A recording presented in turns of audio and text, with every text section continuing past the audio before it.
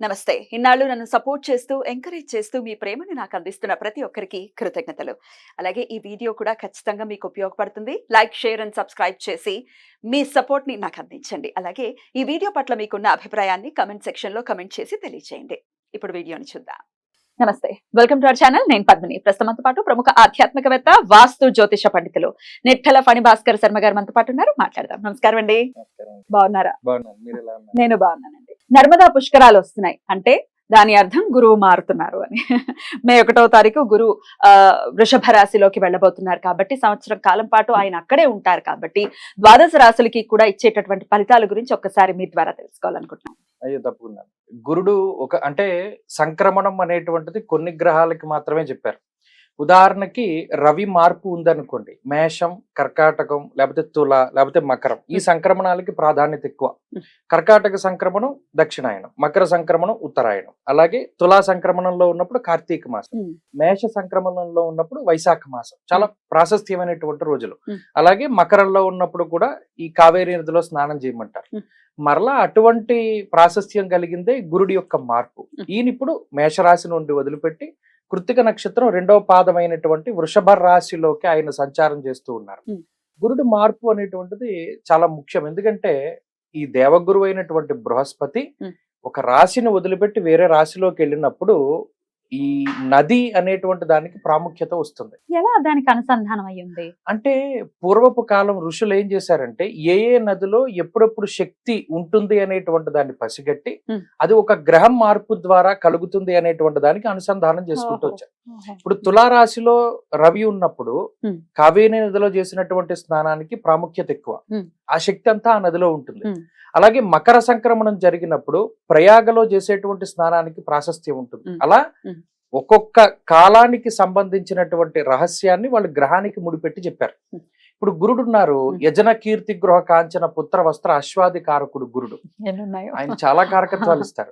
గురుడు జాతకంలో బాగా లేకపోతే నీచని పొంది ఉంటే అసలు సంతానమే కలగదు అని. సో ఒక్కొక్కళ్ళ జాతకంలో గురుడు నీచపడి ఉన్నా, గురుడు ఇబ్బంది పెట్టే స్థానాల్లో ఉన్న సంతానం అనేటువంటిది కూడా ఆలస్యం అవుతుంది. నర్మదా నదికి ఒక శక్తి వస్తుంది. ఎప్పుడు 1వ తారీఖు నాడు మధ్యాహ్నం 1 గంట, సరిగ్గా 1 గంటకి ఆయన వృషభ రాశిలోకి అనగా కృత్తిక 2వ పాదంలోకి వెళుతున్నప్పుడు ఆ ముక్కోటి దేవతలు వచ్చి ఆ నర్మదా నదిలో స్నానం చేస్తారు. ఆ స్నానం చేయడం అంటే ఎందుకు చెప్పారంటే ఆ విషయాన్ని, ఆ నదికి ఆ శక్తి వస్తుంది అనేటువంటి విషయాన్ని చెప్పడం జరిగింది. సో ఎప్పుడైతే ఆ పుష్కరుడు ప్రవేశించినటువంటి టైం నుండి మనం స్నానం చేస్తామో 12 రోజుల ఎఫెక్ట్ ఉంటుంది కాబట్టి ఈ 12 రోజుల పాటు ఆ నదికి ఒక ప్రత్యేకమైన పవర్ ఉంటుంది.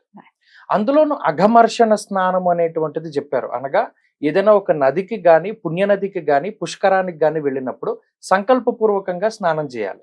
సంకల్పం చెప్పుకోకుండా చేస్తే అది మలమర్షణ స్నానం అవుతుంది. అంటే శరీరాన్ని శుద్ధి చేసుకోవడమే అవుతుంది కానీ అఘమర్షణ ప్రయోజనం ఉండదు. ఎలా సంకల్పం చెప్పుకోవాలి? ఉదాహరణకి మనం అక్కడికి వెళ్ళినప్పుడు మన జన్మాంతరాల్లో చేసినటువంటి పాపాలను పోగొట్టుకోవడానికి మయ ఆలోచిత అనాలోచిత సమస్త దుష్కర్మ దోష నివారణార్థమనో, లేకపోతే జనరల్ గా మనం ప్రతిరోజు చెప్పుకునేటువంటి సంకల్పం ఏదైతే ఉంటుందో ఆ సంకల్ప పూర్వకంగా చెప్పాలి.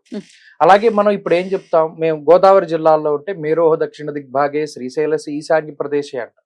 అలాగే అక్కడ ఉన్న వాళ్ళైతే ఆ సంకల్పం చెప్పుకోవాలి. అలా ఏదైనా ఒక బ్రాహ్మడు అక్కడ లోకల్ గా ఉండేటువంటి వారిని వాళ్ళు చక్కగా జరుగుతుంది, శాస్త్రోక్తంగా జరుగుతుంది. అఘమర్షణము అన్నారు. అంటే పాపాలని పోగొట్టేటువంటి స్నానము. అక్కడ దాకా వెళ్ళలేని వాళ్ళకి ఇంకో ప్రత్యామ్నాయం ఉందా? ఉంటుంది. ఏదైనా మంత్రపూర్వకంగా చేయొచ్చు. గంగే యమునే కృష్ణ గోదావరి సరస్వతి మనం చెప్తాం. లేదా అక్కడికి వెళ్ళిన శక్తివంతులు ఎవరైతే ఉంటారో వారు. అద్భుతం. ఇది పుష్కరానికి సంబంధించినటువంటి అంశం. అయితే మరి గురువు మారుతున్నారు కాబట్టి ఎట్లాంటి రిజల్ట్స్ ఇవ్వబోతున్నారు సంవత్సరం కాలం పాటు? మరి ఏమైనా వక్రగతి ఏమైనా ఉందా ఆయనకి? ఇత్యాది విషయాలు. అలాగే ద్వాదశ రాశులకు కూడా మరి ఆయన మార్పు వల్ల వచ్చేటటువంటి లాభాలు కావచ్చు, నష్టాలు కావచ్చు. లాభాలు అయితే హ్యాపీయే కానీ నష్టాలు అయితేనే కదా మరి ఏం చేసుకోవాలంటే ఆయన అనుగ్రహం కావాలి అని పరితపించే వాళ్ళే ఎక్కువ మంది ఉంటారు. కాబట్టి ఒక్కసారి వాటి గురించి ఇప్పుడు వివరంగా. మరి లాభస్థానంలో సంచారం జరగబోతుంది గురువు గారిది. మరి కర్కాటక రాశి వారికి ఎలా ఉండబోతుందండి సంవత్సర కాలం? కూడా చాలా మంచిదండి. అందులోనే ఆయన సువర్ణమూర్తిగా ఫలితాన్ని ఇస్తాడంటే 100% రిజల్ట్ వాళ్ళకి వస్తాయి. ఎందుకంటే కర్కాటకం బాగా నలిగిపోయిన రాశి అండి. అష్టమంలో కుజశనుల సంచారం, అష్టమంలో రవి శని కుజుల సంచారం చాలా పీడించేస్తున్నారు. అష్టమంలో శని నానాకార్య విరోధస్య వ్యాధిపీడ ధనక్షయం, డబ్బు పోయేది అది కూడా జబ్బుల రూపేణా పోతుంది వైద్యానికి, అంత వాడు చేస్తారు. అలాగే అపమృత్యుర్ భయ ప్రాప్తి అన్నాడు. ఇంక ఏమైపోతుందో అన్న సిచ్యువేషన్కి వెళ్ళిపోయి బయటికి తీసుకొస్తాడు. ఆయనకు అదో రకమైన ఆనందం, అంటే కర్మ ఫలితం అది. అలాంటి స్థితిలో ఉన్న వాళ్ళకి గురుబలం రావడం అంటే అది నిజంగా ఊపిరి పోసినట్టు. అందులో భాగ్యస్థానంలో రాహు ఉన్నప్పుడు అసలు ఏమి చేయనివ్వడు. కర్కాటక రాశి వాళ్ళని మీరు చూడండి, గత సంవత్సరంగా ఓ పూజ ఉండదు, పునస్కారం ఉండదు, ఏమి చేయడానికి వాళ్ళకి అవకాశం ఉండదు. అయితే బద్ధకం, లేకపోతే వాయిదా వేసుకోవడం, వీటితోనే పోతుంది. ఇప్పుడు గురుడు రావడం ఎంత మంచిదంటే వాళ్ళు గత సంవత్సరంన్నరగా చేస్తున్న దైవ ఉపాసన బలం అంతా ఒకేసారి వస్తుంది. నెత్తి మీద పాలు పోస్తున్నారు అయితే గురుగారు. యశోవృద్ధిర్బలం తేజ సర్వత్ర విజయ సుఖం అన్నారు. అద్భుతం. అసలు ఎక్కడికి వెళ్ళినా వీళ్ళదే హవా అన్నారు. అందులో నా అష్టమశని ఉన్నా కూడా అదే అడగబోతున్నాను. యశోవృద్ధి అంటే కీర్తి ప్రతిష్టలు పెరుగుతాయి. ఎక్కడ తలకాయ ఉంచుకుని వీళ్ళు అవమానింపబడ్డారో అదే స్థానంలో తలకాయ ఎగరేసి నుంచునే పరిస్థితులుగా ఆయన తీసుకెళ్తారు.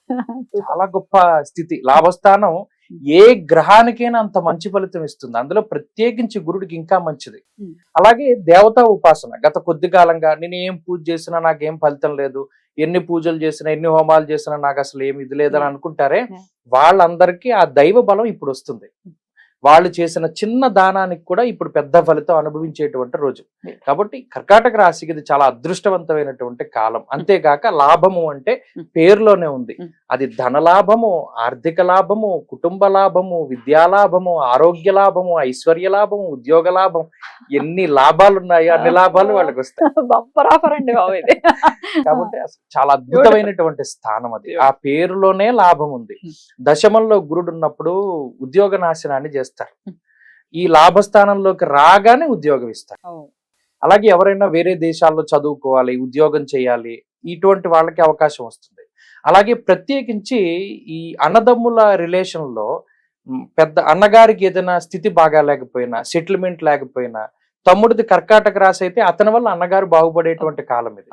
సో అది ఇంట్లో వాళ్ళకి కూడా అది మంచి. ఎందుకంటే గురుడి దృష్టి తృతీయ స్థానం మీద కూడా ఉంటుంది. అన్నదమ్ములందరూ కూడా అభివృద్ధిలో ఉంటారు.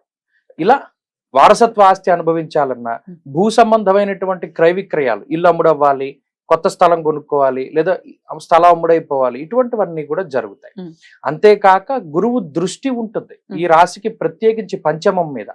పంచమం అంటే పూర్వపుణ్యానికి సంబంధించి, అంటే గతం నుండి తవ్వుకుంటూ వస్తారు. వీడు ఏం పుణ్యం చేశాడు, వీడికి మనం ఏం సాయం చేయగలం, అలా తవ్వుకుంటూ వచ్చేసి ఆ పుణ్యం అంతా కూడా ఈ సంవత్సరంలో కర్కాటక రాశి వాళ్ళకి ఇస్తారు.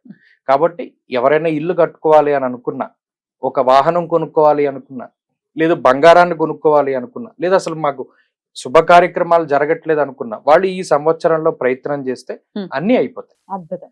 మరీ ముఖ్యంగా గురుడు సంతానకారకుడు. పంచమ స్థానం మీద దృష్టి ఉన్నప్పుడు సంతానం కలుగుతుంది. చాలా సంతానానికి సమస్యలు ఉన్నా కూడా. అద్భుతం అండి. అయితే మేషరాశికి ఎలా అయితే చెప్పారో దానికంటే మించి సువర్ణమూర్తిగా రిజల్ట్స్ ఇవ్వబోతున్నారు గురువు గారు. కాబట్టి డెఫినెట్ గా చాలా బ్యూటిఫుల్ గా వెల్కమ్ చేయాలి.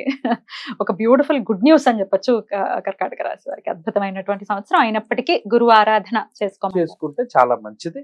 ఎప్పుడు మనకి గురువు మన సైడ్ ఎంత ఫేవర్ గా ఉన్నా మనం ఒబీడియంట్ గా ఉంటే ఆయన యొక్క దృష్టి మన మీద చాలా బాగుంటుంది. కరెక్ట్. దాన్ని మాత్రం మిస్ చేసుకోవద్దు. రైట్. అద్భుతంగా వివరించారండి. Thank you so very much. ఇక నెక్స్ట్ ఎపిసోడ్ లో సింహరాశి గురించి మాట్లాడుకుందాం. నమస్కారం.